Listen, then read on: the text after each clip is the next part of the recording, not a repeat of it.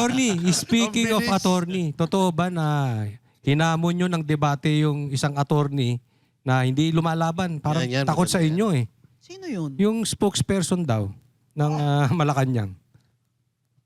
Si Ante Ante? Claire. Ah, Uy, wag yun nang tanggalin si Ante Claire kasi ano natin yan siya eh. She's our entertainment of the day. Wag na po. BBM, wag niyong tanggalin yan si Ante Claire. Kasi nakaka-ano yan, nakaka-entertain yung mga sagot-sagot niya. Speaking of Auntie Claire, bilang isang attorney din, kagaya ni Auntie Claire, marami kasing may mga lawyer din nagsasabi na parang panira or nakakasira ng reputasyon ng pagiging lawyer ang mga pinagagawa ni Auntie Claire. Kasi nga, kaya siya nilagay dyan. Yun. Kasi makapal siya. Yun. Kaya niya, di ba? Carry mo ba yung ganyan na magsinungaling ka dyan? Sino naman ang lawyer na papayag dyan? Si Auntie Claire lang. Kaya kailangan yung salary grade niya mataas talaga. yun. Malaki kaya kinikita nito. Undersecretary, that's around 200 something thousand a month, ha? Uy, Hindi mo wala yan- pang ano yan.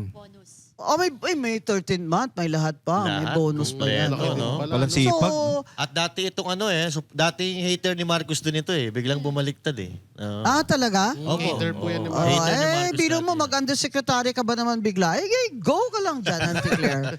Ako talaga, go ahead. What if Diba? po na kumasa sa inyo? Si Auntie Claire, what if na Okay kumasa lang. sa debate? Ay, maganda Okay yun. lang. Yeah. Kahit saan. Si Puno nga, hinamon ko sa, sa Luneta. Mag-live stream kami. Baka pwede Bakit natin niya dito, no? pinapasuspend si Kiko Barsaga? Sinabi ko talaga, why? Ah. Mr. Puno, are you a moral man? Hindi, never ba sa buong buhay mo nag-commit ka ng immoral? Sabi ko. Bakit si Kiko Barsaga na criticize lang sa presidente natin na magnanakaw? Wow. Galit ka. Oh. Because congressman siya, dapat behave siya. Abay, bongga, kung ako pala nakaupo dyan, ilang beses mo na ako pinasuspend.